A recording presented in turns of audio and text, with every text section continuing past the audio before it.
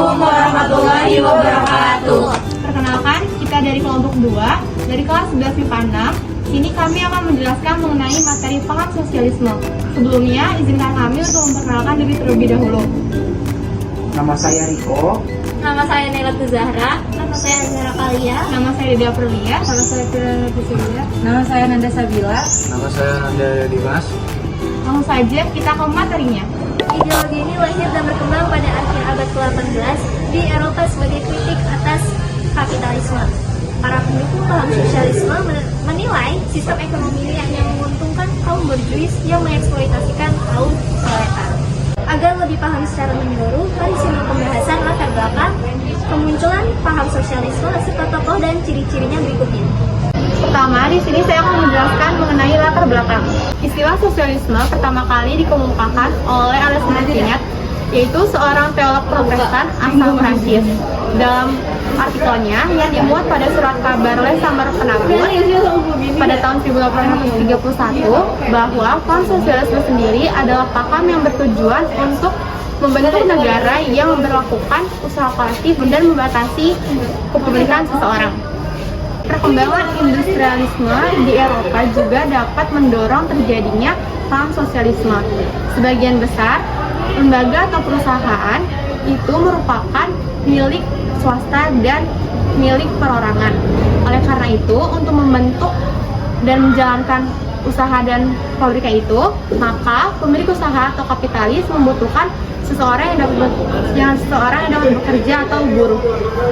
Para pekerja dieksploitasi besar-besaran dengan upah yang rendah. Bahkan mereka juga tidak mendapat jaminan dan pelindungan kesejahteraan.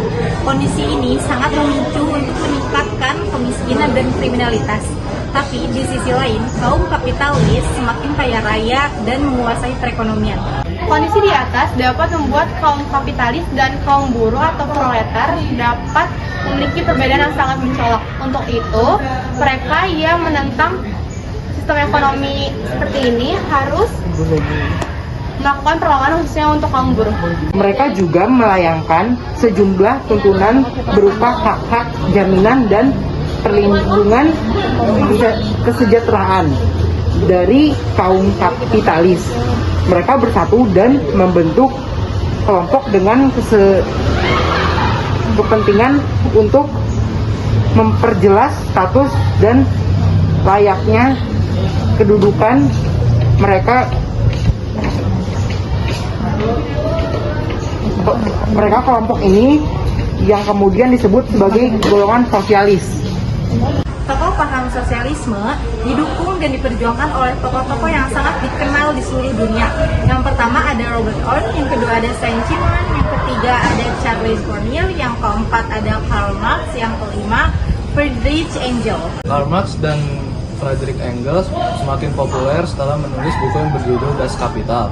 Di dalam buku ini, Karl Marx menyatakan bahwa sejarah masyarakat kelas dan sejarah perjuangan dunia itu sama.